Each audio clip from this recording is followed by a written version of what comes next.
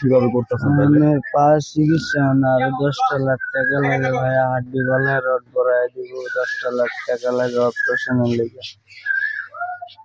এই লেগে সাহায্য করি ভাইয়া। তো ভাই, আমাদের তো তেমন সামর্থ্য নাই। তা আমরা আমাদের যতটুকু সামর্থ্য আছে তা দিয়ে চেষ্টা করি মানুষকে।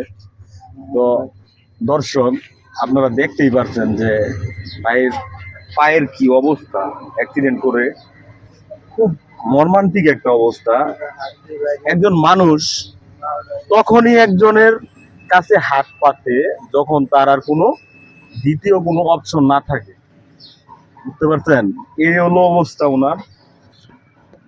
তো উনি আজকে এখন কি আপনি আবার ওই আশুলিয়া চলে যাবেন? হ্যাঁ ভাইয়া।